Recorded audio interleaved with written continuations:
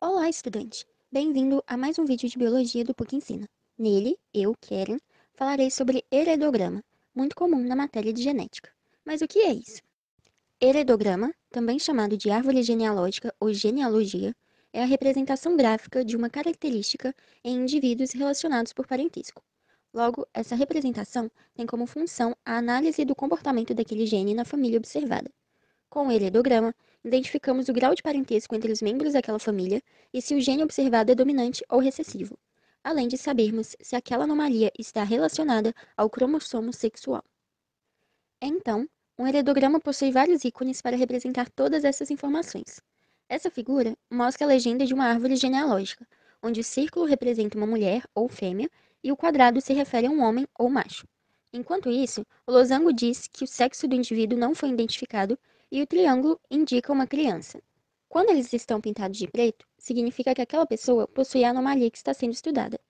O tracinho que liga um macho e uma fêmea informa um casamento, enquanto dois tracinhos dizem que aquele casamento é consanguíneo, ou seja, casamento entre parentes. Por fim, um traço para baixo, que resulta em um ou mais indivíduos, nos mostra que eles são filhos de um casal. Existem outras legendas para o heredograma, mas vamos focar nas mais importantes, que são essas do slide. Antes de irmos diretamente para um heredograma, precisamos entender alguns termos, como heterozigoto e homozigoto.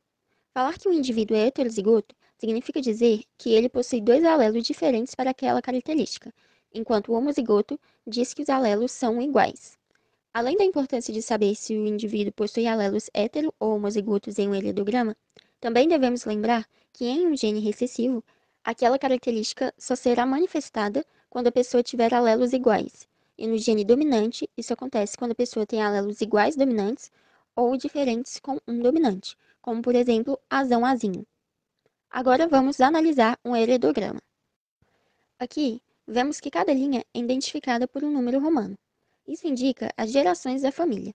Já os números abaixo dos círculos e quadrados dizem qual é o indivíduo especificamente. Por exemplo, se eu quiser falar sobre o indivíduo 22, eu venho na coluna 2, identifico o número 2, que é uma fêmea afetada. Nós também podemos identificar o indivíduo 32, que é um macho não afetado. Uma dica bacana nesse tipo de heredograma é perceber que pais com fenótipo igual, nesse caso sem a doença, tendo filhos com fenótipos diferentes, significa que os pais são heterozigotos. Mas por que isso? Se os pais fossem homozigotos, os filhos obrigatoriamente também seriam. Logo, o fenótipo de todos eles seriam iguais, indicando que todos teriam a anomalia ou todos não a teriam. Levando em consideração essa dica, conseguimos descobrir os genes de cada um dos indivíduos desse heredograma. Vamos considerar que o casal da primeira geração é azão-azinho, onde o azão indica a dominância do gene e o azinho indica a recessividade em questão. Lembrando da dica que os pais com fenótipo igual tendo filhos com fenótipos diferentes possuem alelos heterozigotos, o indivíduo 22 é uma fêmea afetada azinho-azinho. Enquanto isso, seus irmãos 3, 4 e 5 não foram afetados. Logo, podem ter alelos azão-azinho ou azão-azão, onde um A veio da mãe e o outro A veio do pai. Ainda na segunda geração, vemos um casal entre um macho não afetado, indicado como 1, e uma fêmea afetada, indicada como 2. Eles tiveram 3 filhos, onde o 33 foi afetado. Sabemos que a característica estudada aqui é recessiva, já que o gene da mãe é azinho-azinho. Logo, o 33 também tem gene azinho-azinho, em que um azinho deve vir da mãe e o outro azinho deve vir do pai. Se esse azinho vem do pai e ele não é afetado, o gene dele é azão-azinho.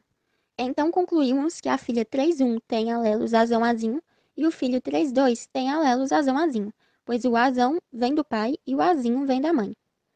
Assim, conseguimos analisar um heredograma. Obrigada pela sua atenção e até a próxima!